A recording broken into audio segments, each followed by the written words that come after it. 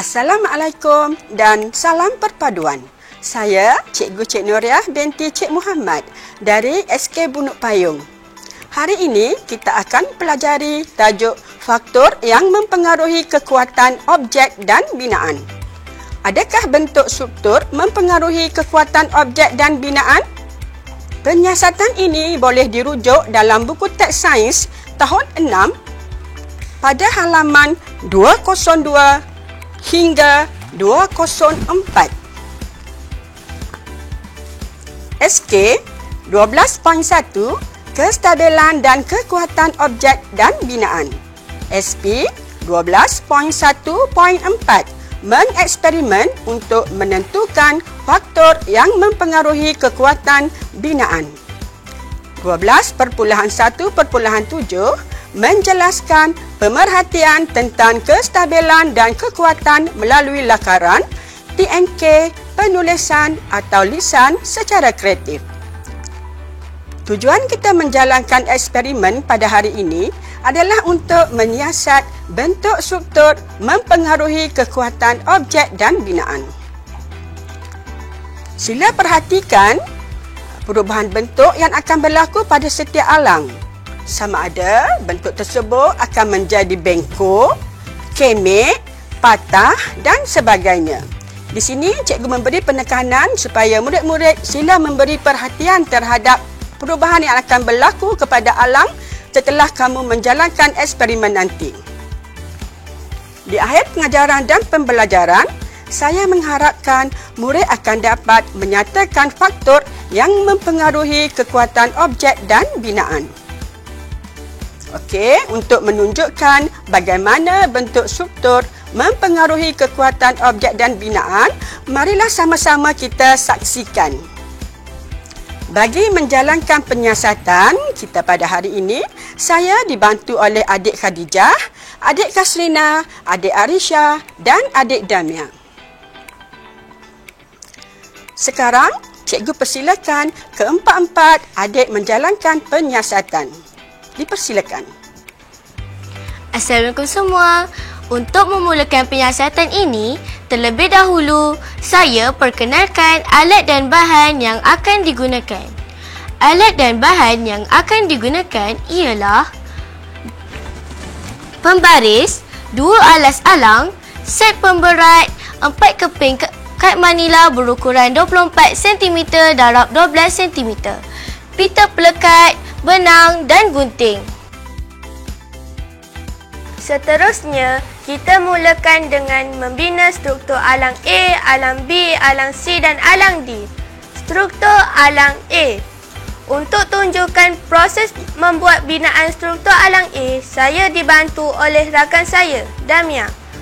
Lukis 4 jalur yang berukuran 3 cm setiap satunya pada kad manila tersebut.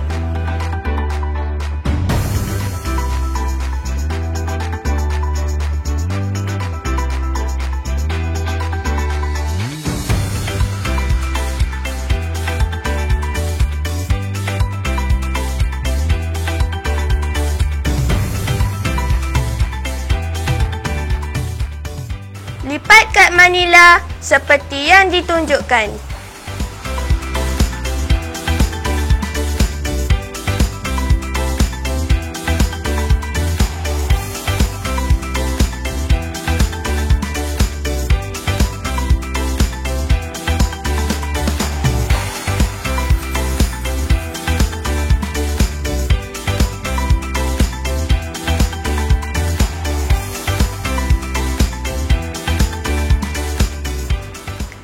Seterusnya, kita membuat binaan struktur alang B. Lukis 3 jalur yang berukuran 4 cm setiap satunya pada kad manila tersebut.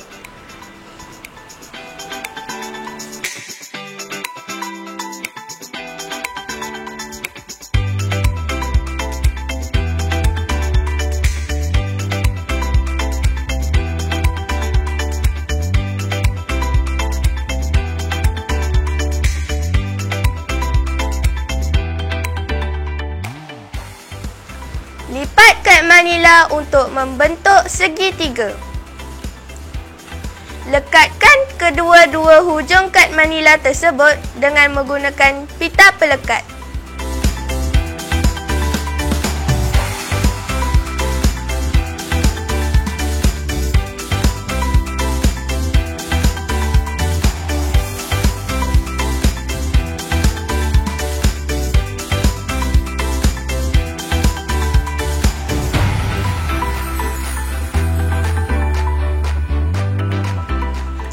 Seterusnya, untuk struktur alang C dan D, saya serahkan kepada rakan saya, Khadijah.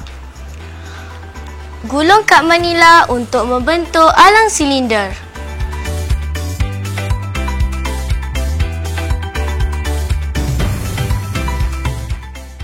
Lekatkan kedua-dua hujung kad manila tersebut dengan menggunakan pita pelekat.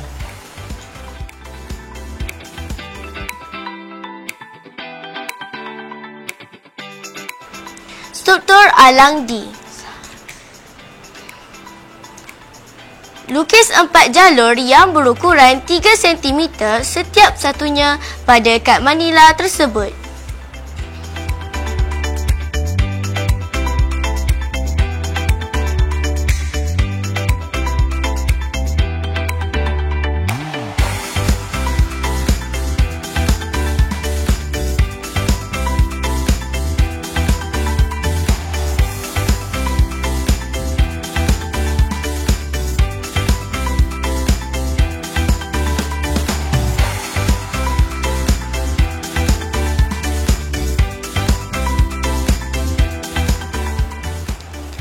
Lipat kad manila untuk membentuk alang kuboid.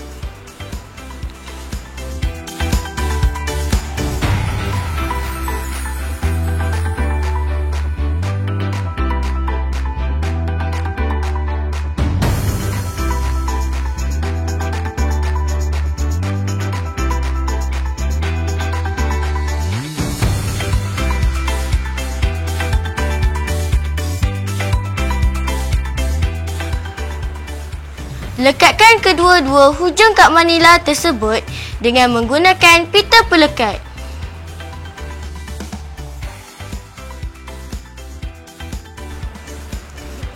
Inilah hasil binaan alang kami.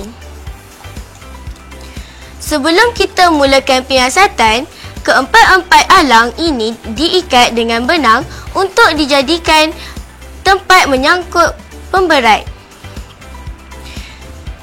Jom kita mulakan penyiasatan. Saya dibantu oleh Arisha dan Kaslina.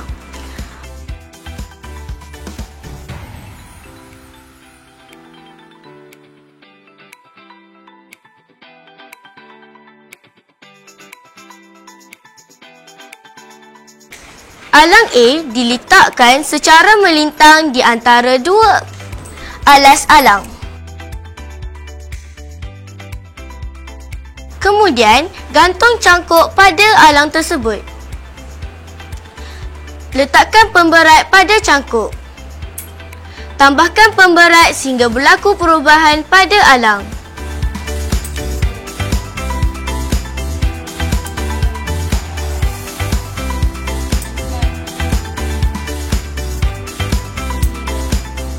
Didapati, alang A mula merapat apabila diletakkan pemberat sebanyak 5.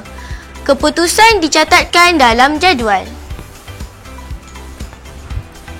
Bagaimana pula dengan alang B?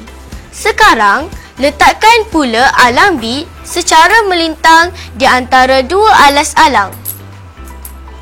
Kemudian, gantung cangkuk pada alang B. Letakkan pemberat pada cangkuk tersebut. Tambahkan pemberat sehingga berlaku perubahan pada alang B.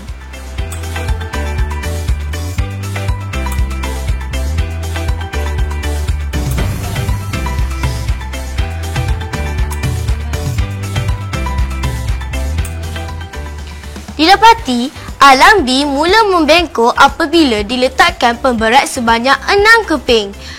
Keputusan dicatatkan di dalam jadual.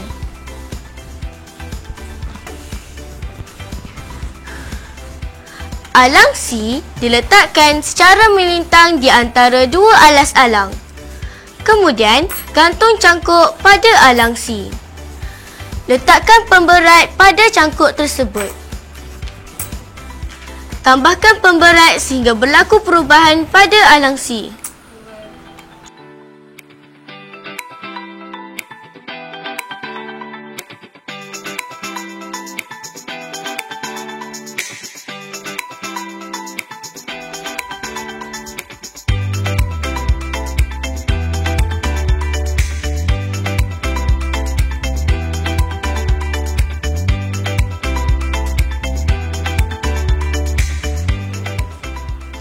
Didapati, alang C mula kemek apabila diletakkan pemberat sebanyak 12. Keputusan dicatatkan di dalam jadual.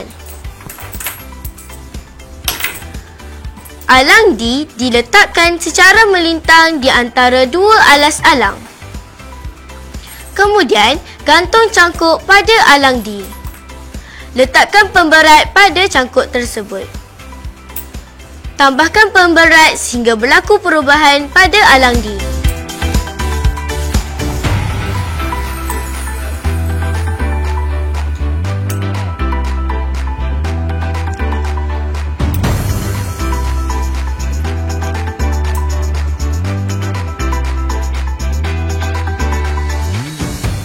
Didapati, alang D mula melengkung dan sengit apabila diletakkan pemberat sebanyak 6. Keputusan dicatatkan di dalam jadual. Daripada penyiasatan yang telah kami laksanakan, didapati bilangan pemberat yang paling banyak dapat ditampung pada alang C yang berbentuk silinder. Sebagai kesimpulannya, bolehlah dirumuskan bahawa jika bentuk binaan yang digunakan adalah bentuk silinder, maka kekuatan objek dan binaan paling kuat. Setelah menjalankan penyiasatan, jelaslah bentuk struktur mempengaruhi kekuatan struktur dan binaan. Didapati bentuk yang paling kuat ialah bentuk silinder, diikuti oleh bentuk kubat, bentuk segitiga dan akhir sekali bentuk lipatan. Sebab itulah murid-murid, kita dapati struktur yang berbentuk silinder banyak digunakan untuk menyokong beban. Contohnya, dalam pembinaan jejantas atau jambatan. Dalam penyiasatan ini, ada beberapa perkara yang perlu kita malarkan, iaitu kita menggunakan murid yang sama dan juga menggunakan kertas yang sama jenis digunakan semasa penyiasatan dijalankan. Ini adalah untuk memastikan penyiasatan ini berjaya dan mendapat keputusan yang tepat.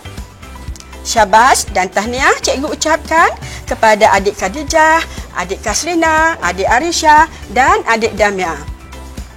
Kamu telah berjaya menjalankan penyiasatan ini dengan baik dan hasil dapatan yang kamu nyatakan tadi memang tepat, iaitu bentuk struktur mempengaruhi kekuatan struktur dan binaan.